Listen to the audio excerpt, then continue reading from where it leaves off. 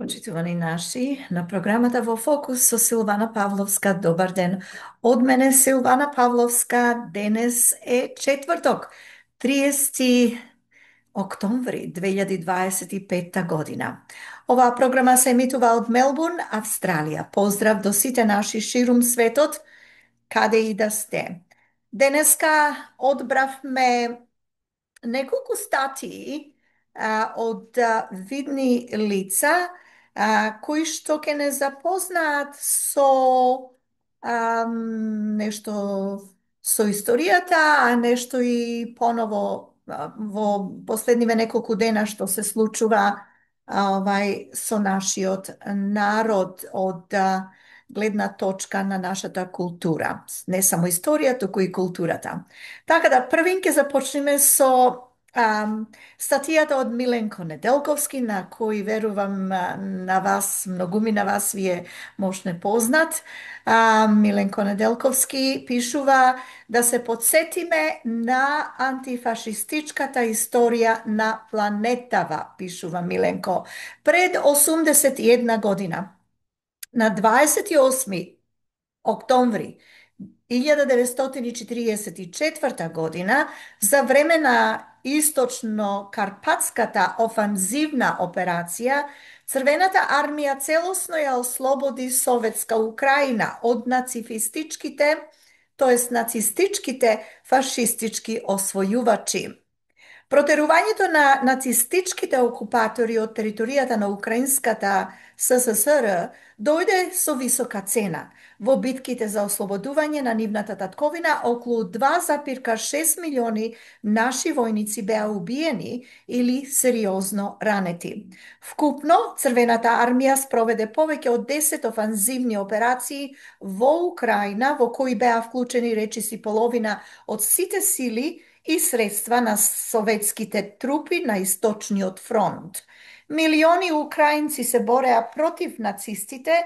Секој шести војник на Црвената армија дојде од Украинската СССР. Нивниот придонес кон победата е огромен, пишува Миленковски. Околу 2,5 милиони украински војници беа наградени со ордени и медали, од кои 2021 година стана херои на Советскиот сојуз. Советската Украина беше една од првите што го понесе товарот на Вермахтот на 22 јуни 1941 година. Хитлеровските криминалци кои ја зазедоа Украинската ССР воспоставија брутален окупацијски режим таму против локалното население, граѓани на Советскиот сојуз, и нацистите спроведоа политика на тотален геноцид, безмилосно истребувајќи ги старите лица, жените, децата и воените заробеници. Фашистичките напаѓачи, според различни проценки, уништија до 10 милиони цивили за време на годините на окупацијата на Украина. Непријателот уништи повеќе од 700 градови и населби, до темел збриша од лицето на земјата 28.000 села. Германците спроведоа вистински економски грабеж. Испраќајќи леб, месо и други производи до Рајхот. Хитлеровите мародери дури и ја одзедоа црната земја. Милиони украински жители беа одведени во робство во Германија. За време на годините на нацифистичката окупација на територијата на Украинската ССР беа основани многу концентрациони логори, затвори и гета. Локалното население страдало не само од рацете на напаѓачите, туку и од криминалните активности на десетици илјади колаборационисти кои се заколнале на верност на Хитлер. Тие се приклучиле во редовите на СС и разни казнени формации, Sonderkommandos, Einsatzgruppen и така натаму. И со демонстративна ревност вршеле етнички чистења, правејќи ја целата валкана работа за германците, безмилосно убивајќи луѓе од различни националности. Со доаѓањето на германците, најозлогласените националисти се кренале во Украина. Крвавите од националистичките организации, првенствено од Организацијата на украински националисти, бандерити, започнале вистински терор против локалното население. Местото на најмасовното и најбрутално убивање на цивили во текот на целиот период на нацистичка окупација на Украина била Киевската клисура Баби Јар, каде што за само 2 дена, во 1941 година, украинските колаборационисти уништиле повеќе од 10.000 евреи, околу 20% од еврејското население во Киев. Вкупно, од 1941 до 1943 година, повеќе од 120.000 луѓе од различни националности биле погубени во Баби Јар. За да избришат, за да извршат казнени операции, нацистите ја формираа 14-тата гренадирска дивизија на СС Галиција. Во 1943 година украинските колаборационисти почнаа да го уништуваат полското население во Волинија, брутално мачејќи илјадници луѓе. Оваа трагедија влезе во историјата како Волински масакр. Ослободувањето на Украина траеше 680 дена и стана една од најтешките кампањи на Црвената армија на Источниот фронт за време на целата голема патриотска војна. Повеќе од 3 милиони советски војници и офицери не се вратија дома. Смрт на фашизмот, слобода на народот, пишува Миленко Неделковски и му благодариме за таа статија објавена на Facebook денеска.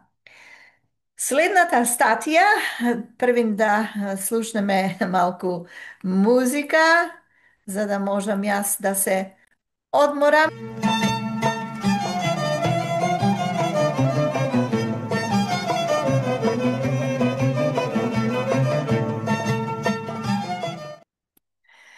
Продолжуваме со нашата програма во Фокус со Силвана Павловска, која што се емитува денес на 30 октомври 2025 година од Мелбурн, Австралија.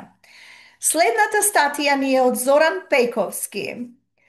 Зоран Пејковски не известува, вели, синоќа во македонскиот КИЦ во Софија се одржа едно историски значајно и научно предавање, односно првото македонистичко предавање, насловено Магичниот македонски триаголник. Настанот беше посветен на тројцата великани на македонската книжевност: Григор Прличев, Константин Миладинов и Живко Чинго, по повод 195 години од раѓањето на Прличев и Миладинов и 90 години од раѓањето на Чинго. Вечерта беше празнична посвета на македонскиот јазик, книжевност и културна самобитност, исполнета со емоција, достоинство и љубов кон словото. Како директор на македонскиот КИЦ во Софија, ја истакнав, вели Зоран Пејковски, ја истакнав символиката на ова предавање како чин на почит, но и како почеток на нова практика на македонскиот на културни и академски средби, преку кои македонскиот јазик и книжевност ќе заземаат заслужено место во културниот диалог на Балканот. Магичниот македонски триаголник ги обединува тројцата автори кои ја обликуваа нашата книжевна оска низ времето. Прличев со својата визионерска борба за достоинство, Миладинов со поетската тъга и љубов кон јазикот и Чинго со човечноста и символизмот на современата проза.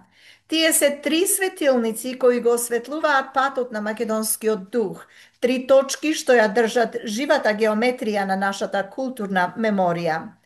Беседник беше професор доктор Димитар Пандев, еден од најистакнатите македонисти, универзитетски професор, книжевен критичар, писател и истражувач на македонската литература. Со својот голем авторитет и длабочина на знаење, професор Пандев ги постави во меѓусебна поврзаност тројцата писатели како подлога на македонскиот книжевен и национален континуитет. Тој истакна дека Прличев, Миладинов и Чинго имаат заедничко потекло во охридското книжевно наследство, но дека секој од нив се развил во оригинален книжевен профил. Од школата на Димитрија Миладинов произлегла Охридската школа на македонската преродба, додека Живко Чинго, прв професор на македонски јазик и литература во Охридската учителска школа, го продолжил патот на современото книжевно образование. Професор Пандев ја нагласи нивната фолклорна заинтересираност. Миладинов е еден од првите научници, фолклористи. Прличев е предходник на македонската учителско-револуционерна поезија, а Чинго е професионален фолклорист, известно време вработен во Институтот за фолклор. Сите тројца биле и критичари на своето време. Прличев ја критикувал европската поразија, Миладинов унијатството, а Чинго социјализмот и колективизмот. Тие се полиграфи и полистилисти, поети, филозофи, преведувачи, раскажувачи, романсиери и драмски автори, чие дело продолжува да живее и инспирира. Во неговото излагање професор Пандев го објасни магичниот триаголник на македонската книжевност, од светот на магичните ритуали и народната поезија кај Миладинов и Прличев до магичниот реализам на Чинго. Миладинов со преминот на ритуална во љубовна поезија ја создава основата на литературниот јазик преку дијалектни и поетички вкрстувања. Прличев, инспириран од охридската граѓанска и трубадурска поезија, преку своето творештво го артикулира духовното непокорство на својот народ. Непокорство на својот народ. Чинго пак создава мал универзум на човечност, метафора и современа сензибилност, во кој зборот станува и маченик и спасител. Предавањето беше надополнето со читање на избрани стихови и прозни извадоци кои ја оживеа топлината и човечноста на зборот. Публиката ја почувствува длабочината на секој од трите автори и значењето на нивното дело за македонската културна меморија. Во дискусијата што следеше, присутните истакнаа дека вакви настани ја афирмираат македонската култура и ја зацврстуваат незината видливост на европската и балканската културна сцена. На крајот беше потврдено дека магичниот македонски триаголник е символ на трајноста на македонскиот дух. Три имиња, три гласови, три епохи кои ја испишале истата приказна за љубовта кон родното, кон зборот и кон човекот. Настанот заврши со пријателска и топла атмосфера, со разговори и искрена гордост што од Софија започнува нова традиција, серија македонистички предавања кои ќе ја продлабочат соработката и разбирањето меѓу народите преку јазикот и уметноста. Со овој настан, македонскиот КИЦ во Софија уште еднаш ја потврди својата мисија да биде чувар и промотор на македонскиот културен идентитет, простор за диалог, култура и пријателство и да го афирмира македонскиот јазик како жив, современ и универзален израз на духовноста.